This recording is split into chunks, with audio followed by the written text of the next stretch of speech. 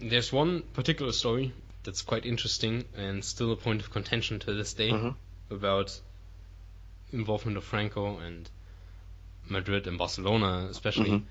This actually shaped the following decades of Spanish and European football, so this rolls into another episode following this for the 50s and 60s, because there was one 27-year-old striker playing in South America at the time called Alfredo Di Stefano, who in 1953 was one of the most sought after players in the world. And of course he's Argentinian by birth, and he started at River Plate and came through the youth ranks, played for the first team, and was just an incredible talent and an incredible striker.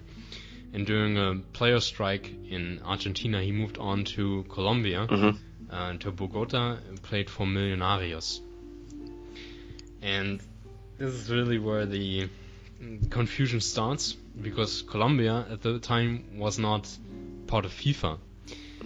So their league was not sanctioned by FIFA, and there was large debate about who actually held the rights to Di Stefano, to his transfer. So 1953 comes around, and both Barcelona and Real Madrid, of course, want to sign Alfredo Di Stefano. And it appears that Barcelona were a bit quicker to the gun, and there's really three sides that Barcelona need to come into an agreement with. Right? Yeah. There's Di Stefano, which was fairly easy for them to reach an agreement. They had to get River Plate, who said they still had the rights because Colombia is in a real league, and he just moved there in strike, and he's actually still a player with us. And it has to be said, he played for Millonarios, I think, 2 years already. So it's not like he didn't just move there like 2 months ago. It's been a bit of time. But River Plate was easy as well, because they just, I mean, the player was gone already. He's not going to come back. They just want money. So if Barcelona says, here, we'll pay you X amount, of course River Plate is going to be like, yeah, okay, take him. So Millonarios is left. And Di Stefano, during this time, this was in June or July in 53, Di Stefano had already left Colombia for Spain. So his mind is gone, and he's in Europe, and it's just a question, how is Barcelona going to agree with Millonarios on the price? He even played one or two preseason matches for Barcelona. There's a couple of pictures with him and I think it's Kubala in Barcelona shirts. Still, like, it's very weird to see Alfredo Di Stefano in the Barcelona shirt, but he was Barcelona player for all intents and purposes. And the president of Barcelona came to Bogota to negotiate with a translator, and don't know why he would need to translate. I don't know if that was such a weird type of Spanish that they didn't actually understand each other, but whatever. He had a translator, an advisor, whatever his role was, and that's already one point of contention. Who was this advisor? Who was his legal advice? And was he maybe a undercover agent from Real Madrid and the regime? That's one point of attack that the Barcelona camp levy.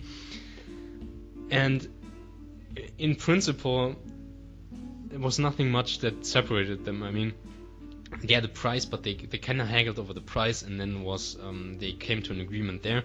And then it was a bit like Di Stefano had already been paid for the next season, so Di Stefano was not going to give it back. You know? It's like who pays for that? And of course Barcelona had to pay for that. And then it's like, okay, who travels where for friendly matches? And it's like things you can find an agreement for, right? And that took a while though, and it was pretty much done.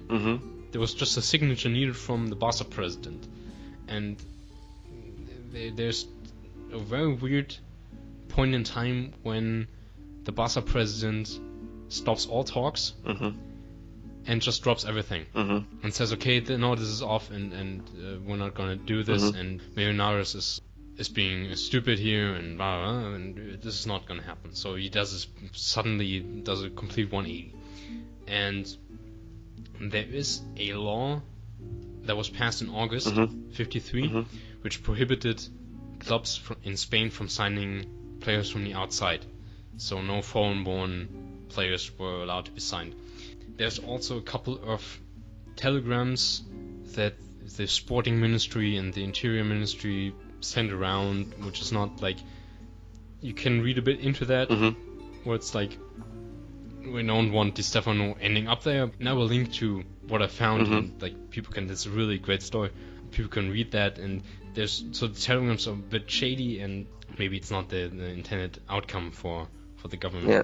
In the meantime, Di Stefano in Spain had met with Bernabeu, and Bernabeu very quickly convinced him to maybe come to Madrid, because that might be economically an advantage for Di Stefano. Somebody alongside this, and this is unclear who it was, either Real Madrid or the state, had also reached an agreement with Millonarios. So we have a bit of a Spanish, Argentinian, Colombian standoff, because each side has reached an agreement with two other sides. Di Stefano doesn't give a shit. He just wants to go to Spain, and he's already there. It's just a matter of like figuring out who he's gonna play for. And the Spanish Federation was called upon to make a decision about this. Of course, there's still the question of, we just outlawed signing foreign individuals, but really we want Di Stefano with Madrid if he ends up somewhere. So they had reached an agreement before, so it's fine. And like this is like retroactively okay. With Di Stefano, we make an exception. And the conclusion that the Spanish Federation came up with was that Di Stefano should alternate the team he played for. So he starts playing a season with Real Madrid, and then he plays a season with Barcelona and switches between clubs. Which is basically like if you both want the bike, you just cut it in half, and whoever says no first gets the player. But in this instance, Barcelona said no, but they didn't get the player. The president or the management of Barcelona just said, fuck this, we're out. And Real Madrid paid 4.5 million pesetas to Barcelona as compensation, because that was the amount of money that they spent with River Plate in the first place.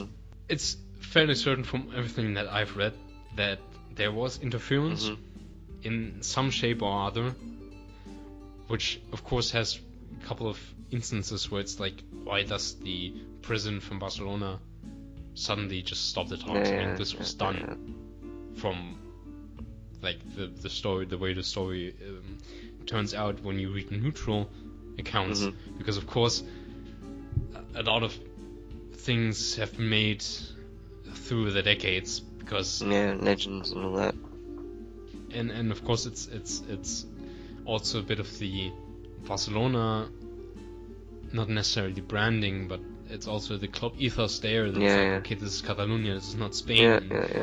Real Madrid is evil in this story that Barcelona are telling, and I'm not even saying that's not the case. Wrong from their perspective, but of course it helps them to tell this story that Barcelona are the righteous side in this, and it's very convoluted, and it's probably the truth is somewhere in the middle.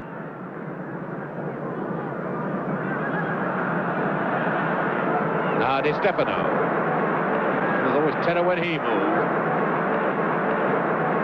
And it's 7-2. Oh my goodness.